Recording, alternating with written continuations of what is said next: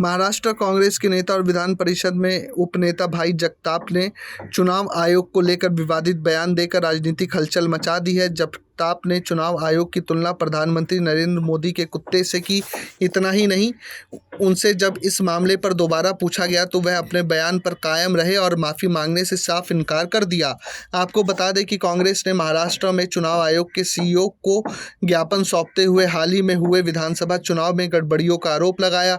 जगताप ने चुनाव परिणामों पर सवाल उठाते हुए कहा कि महाराष्ट्र की जनता मौजूदा महायुति सरकार के खिलाफ थी, लेकिन ईवीएम में गड़बड़ी के चलते नतीजे उनके पक्ष में गए। उन्होंने कहा कि ये चुनाव परिणाम अप्रत्याशित है। हमें विश्वास नहीं हो रहा कि राज्य की जनता पूरी तरह से महायुति के खिलाफ थी, लेकिन पूरा श्रेय ईवीएम को जाता है। मैं कहूँगा कि कई जगहों पर ईवीएम है खुई। न्यूज़ एजेंसी से बातचीत में जगताप ने कहा, मैं माफ़ी नहीं मांगूंगा। अगर चुनाव आयोग प्रधानमंत्रियों और अन्य मंत्रियों के दबाव में काम कर रहा है तो मैंने जो कहा वह सही है। उन्होंने चुनाव आयोग को निष्पक्षता के लिए पूर्व मुख्य चुनाव आयुक्त टीएन शेषन जैसा बनने की सलाह दी।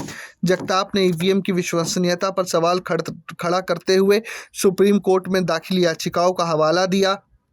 उन्होंने कहा कि वीवीपैट स्लिप्स की जांच होनी चाहिए।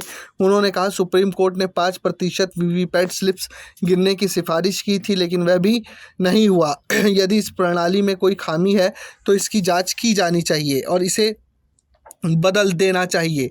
पेपर से छेड़छाड़ की संभावना खत्म हो जाती है। एक मीडिया रिपोर्ट्स के मुताबिक शिवसेना के दीपक केसरकर ने चुनाव आयोग से सख्त कार्रवाई की मांग करते हुए कहा, चुनाव आयोग एक संवैधानिक प्राधिकरण है और भाई जगताप को माफ़ी मांगनी चाहिए। वहीं दिल्ली विधानसभा में भाजपा विधायक और नेता विपक्ष विजेंद्र गुप्ता ने इसे शर्मनाक बयान बताते हुए कहा, भारतीय लोकतंत्र और चुनाव प्रणाली दुनिया के लिए एक उदाहरण है। कांग्रेस हर बार चुनाव हारने पर घबरा जाती है।